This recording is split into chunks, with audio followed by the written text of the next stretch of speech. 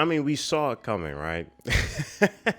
We saw it coming, guys. We saw it coming. I mean, we knew what we were in for once we saw the trailer. Once we noticed how well shot the trailer was and some of the clues that led to like some of the themes and the focus in Batman.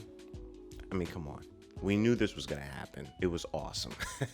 Guys, this isn't going to be a full reaction video commentary about all the things that I love about that, but be sure to check that out soon. That should be coming out whenever HBO Max has the Batman for streaming. So once that goes live, expect a follow-up on a reaction or commentary or whatever the sorts may be, so that way I can give some bonus content about how I feel about the Batman, because there's a lot to be said here. Before we go into it, thumbs up, just because new content, right? It's good that we're going to be doing this type of stuff, and I hope that we can kind of keep that chill environment, that chill tone, but also discussing more sophisticated things about films and maybe inspire you in some way, shape, or form. So if you like this type of content and you would like more of it, and you would like to hear more of my voice close to the mic like this, that's terrifying actually, then definitely thumbs up these videos. It definitely is going to let me know that you guys want more of this, and that's exciting to me. So thumbs up. Again, I'm serious. Now, before we get into it as well, wow, this climate of a stage, for this film to come out is commendable. Just the fact that this film was even created amongst all the mess that's kind of happening. You're talking about COVID scheduling and rescheduling and people getting sick, and then all the complications. And it's also, you're making a film about Batman, so you have to, deal with a bunch of things that carry that weight. So I think the fact that we are able to get a, granted, phenomenal film in general that focuses around the Batman in this day and age is pretty damn cool. So thank y'all for that. There are two things that I want to focus on that I definitely noticed within the Batman, and that is the direction and the cinematography.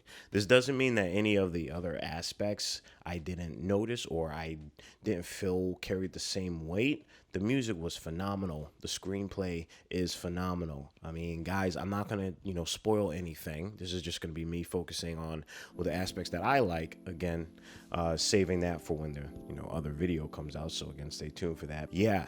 I mean, Matt Reeves and Greg Fraser, my goodness.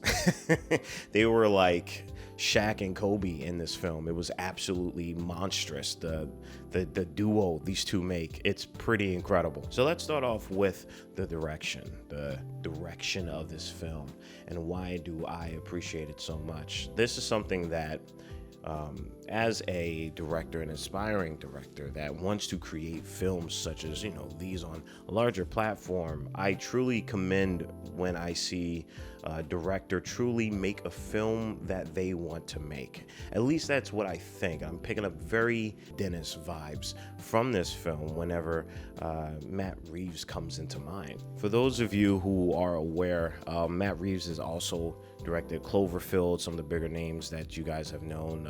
I know he also directed Planet of the Apes, so he's done some really big things, but he's also been in the industry for some time. But I'm only stating those because those are more of his wider known films.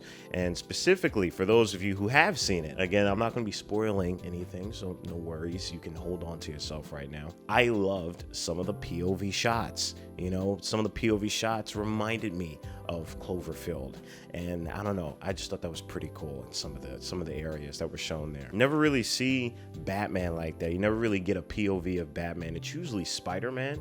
His style kind of calls for that, but a POV of Batman, it's a rarity.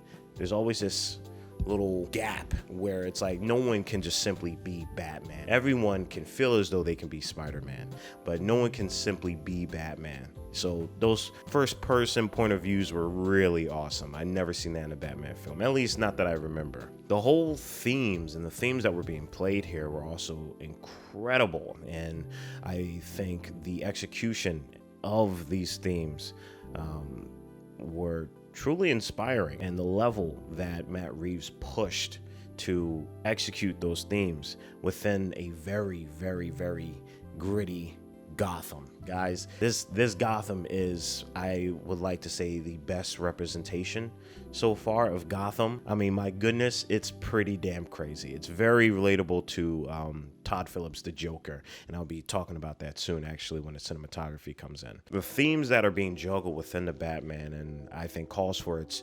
3-hour runtime. And trust me, it goes by really quick, but some of y'all, those 3 hours are gonna be, they're gonna be some work for y'all. But the juggling of these themes for 3 hours and watching the evolution of not just one, but multiple characters throughout this film being fleshed out and well thought out, well paced, and giving genuine time to them because they have the time is pretty damn great. You don't really get that with today's films, and being able to do something like that to that extent and to leave a story where it's like, wow, I don't feel as though there were any plot holes. I feel as though this is like, you can only build from this. This is quite literally a beginning, middle, and end good type of film. That's pretty damn rare, especially with a superhero film, because there's always these teaser trailers and these other, like, I have to not put this in the film because it's gonna, spoil the other film. And there's just a bunch of complications when it comes to screenwriting and directing that I think holds back a lot of directors when, attempting to do a superhero film, that is. I think Matt Reeves did a phenomenal job with just the character development of the chess pieces in this story. Again, I'll be able to go way, way, way deeper into it when I do a video on the Batman when it comes out on HBO Max. So again, stay tuned for that. But yeah, my goodness, Matt Reeves, dude, you owned it. You did your thing here. It's really inspiring, and from a filmmaker that enjoys artistic, thematic approaches such as these that are handled with a lot of care and thought-provoking foundation. It's really inspiring, and it just allows, I think, other directors to continue, working on their scripts, working on their ideas to really bring forth the best of what their work can be. And I think that is worth going, for. So that's awesome. I think whether or not you enjoyed the film doesn't depict at how beastly the direction is. Matt Reeves comes across to me as a director who literally, with every frame, and it's very cliche, every frame, if you have intention with every frame, you're going to make a damn good film. And I remember especially my second viewing, because I watched this one time with my friend Jake, and I watched it another time by myself in theaters. And the second time, I was literally just watching every frame. I was looking at every frame, and each frame had intention. You align that up with 3 hours, you're gonna get a damn good film. You have to be a very sophisticated director, and very willingly to do that, because diving into something like that is not an easy task, and it could be very difficult, especially when you're dealing with a character like Batman, Bruce Wayne. And that's something that I absolutely loved about this film, that we got a lot of Bruce Wayne in a lot of ways that I think hasn't been represented in film before. It may have been tapped into a little bit in the comics, also in TV shows, but in films, not really. And my goodness, it goes in, and it really helps with the overall themes that are brought up. So that was a really great joy to see, Bruce Wayne being, a Bruce Wayne character. I don't know. I feel like this film is gonna be like a Blade Runner 2049. It's gonna hit like that, which I think is still a win. It's great because, Batman is Batman. I don't think it's going to sleep, in the box office, but will it definitely create some weird division within the community that's very used to popcorn eating,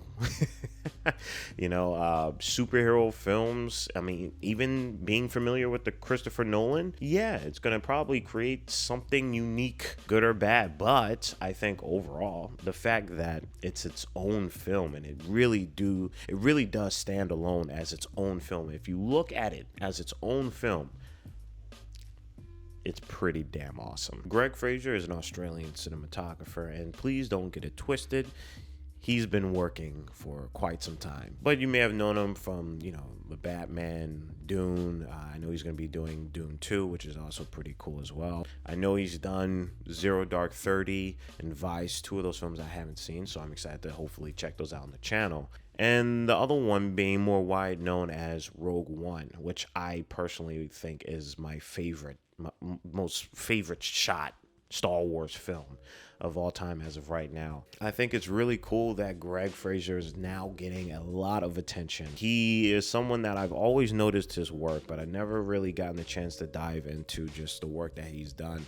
But, I understand the feeling that, everybody is now just seeing him, and it makes it seem like he just kind of came out of nowhere, but I'm sure he's probably been working on his craft for some time. He's probably been on multiple projects, but it's really cool seeing his work now being recognized and being familiar. Like, I've seen some of the films and I'm like, oh yeah, that's 100% Greg Fraser's cinematography. And I think being able to have that effect, I mean, that's awesome. I mean, that you're getting up to Roger Deakins level. So putting that into the Batman, guys, for those who've seen it, all right, because again, this is spoiler free. No spoilers here. My goodness, some of the shots here, wallpaper worthy.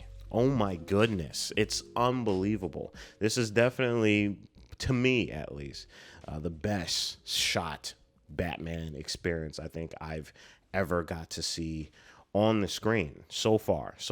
I love how a lot of the colors in this film pop. It's a very, very grim, gray, muted tone film. However, there's a lot of fog when those yellow hues hit, the street light colors hit, and you are met with these bluish tones sometimes, and then this deep saturated red, this vengeance red, we'll call it, right? It's really hard to describe because I think the feeling it creates is very emotional, and I think that's why, Greg Fraser and Matt Reeves were just Kobe and Shaq in this film. They were going back and forth because if you put intense intention in a 3-hour film that's shot based off of just how well thought out the intention is, you're going to get a visual masterpiece. And that's kind of what was happening here. It was kind of losing my mind. Again, we were playing with a lot of the camera movements here, the fight scenes, being able to see a lot of the fight scenes, and Greg Fraser keeping this really cool David Fincher movement going on here. And what I mean by that is allowing us to see the subtle camera movements that are happening with Batman. He's very stiff, he's very internal and mute in this film, and the camera is almost allowing us to see his thoughts and hear his thoughts and understand Batman by following his subtle movements, giving more of those subtleties a lot more breathing room. What I really, really love about the cinematography in the Batman is how it depicts Gotham. Now, I'm going to relate this one to Todd Phillips' The Joker, because the cinematography on that one is well thought out and well intentioned, and the same applies here in the Batman and the Joker. The shots are almost claustrophobic. You're basically telling a story. It's not a spoiler, but you're basically telling a story about someone who is being slowly compressed into themselves by their environment. So if you look at a lot of the shots in the Joker, we're talking about very, very tight frames. I mean, there's not a wide angle until probably the very end when everything explodes, but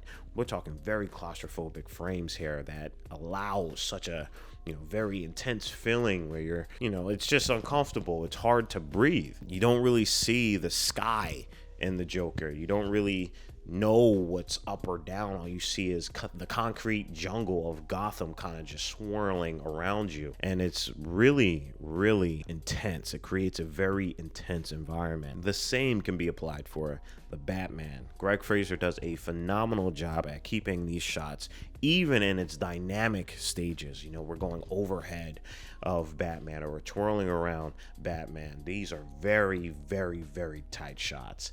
And that's incredible. Being able to kind of compress Gotham around our character, you know, Batman, especially with the themes that are being juggled by Matt Reeves, it just creates an unconscious connection to the Batman that is pretty damn unique, and I think I've never experienced before in cinema when it comes to the Batman. I will say, I mean, 3 hours of that, you do feel it. Whether that is a good thing or a bad thing, it's not really up to me to say. It's primarily more up to you. For me, it was just like, man, like, I need to breathe. When are we going to breathe? And obviously, you know, the cinematography does a gracious 360, you know, with Matt Reeves' themes, especially towards the end. And obviously, I'll be able to get into a lot more of these once I, you know, do the whole video of the Batman. But golly, man, yo, some of these shots were out of this world. I was losing my mind. I really was. I wish I was able to like record the audio when I went with Jake for the first time. We were both just freaking out. People were like probably just, you know, enjoying their meals, and we're just over here nudging each other's elbows like, bro, I can't believe we're watching this right now. I personally think the Batman is going to be a forever memorable film. It's definitely going to be sticking in a place for me as an artist, as a director, as a filmmaker, just a place for inspiration, a place for where I can go back to and compound information and understanding, and, you know, continue molding the themes within this film in order to help me in my creation of, you know, future films and future stories as well too. This film is really damn good for artists and for aspiring artists all around the world. This is incredible work here. Now, for the general audience, I don't know. Like I said prior, I think it's going to create a very unique motion within the community,